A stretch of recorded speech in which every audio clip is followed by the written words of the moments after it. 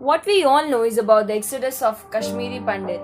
But what really happened on that night and what's the real story behind it? Let's get into it. So, what happened on 19 January 1990 wasn't a sudden outbreak. The atrocities on Hindus and mainly Kashmiri Pandit started long before.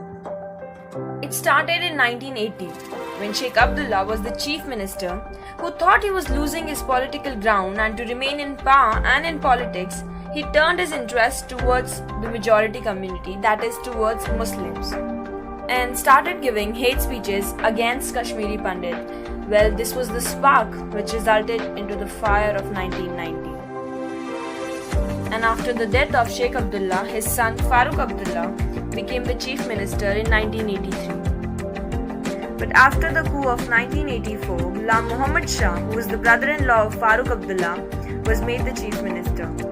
Now the time period of 1984 to 1986 is considered to be as very unstable. A lot of hate speeches were given against the Hindus, a lot of temples were demolished, and no actions were taken.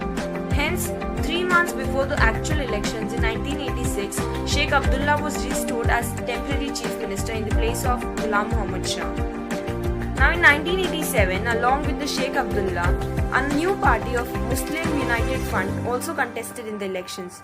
Well, the leaders of the party are shown in the picture, who later on became the terrorists. Talking about Muslim United Front, well, they clearly promoted the anti-Indian sentiments, and the ones who supported the pro-Indian policies were threatened by them. They clearly wanted to dominate the minority sections of the society.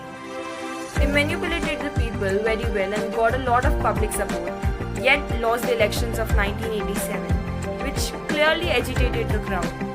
And the Kashmiri militants started killing anyone who openly expressed pro-Indian policies, and Kashmiri Pandits became their soft targets. On 14 September 1989, they killed Pandit Tika Lal Thakur. On 2nd October 1989, Pandit Neelkant Ganju was killed. On 27 December 1989, Premnath Bhatt was shot dead.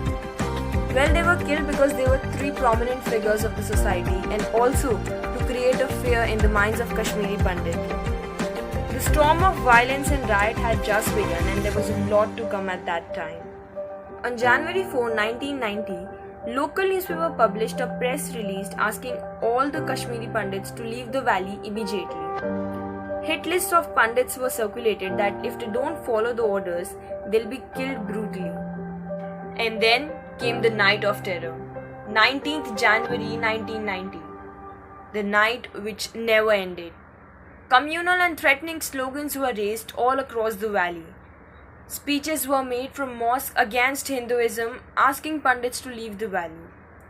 And the worst part of whole situation was women and children were kidnapped, raped, murdered, chopped into pieces, and there were pools of blood everywhere. On account, approx 2 to 3 lakh Kashmiri Pandits fled and became a refugee in their own country and started living in tents. Neither did state nor central government took a stand for them. And even after the 30 years of the tragedy, some Kashmiri Pandits are still living in those tents.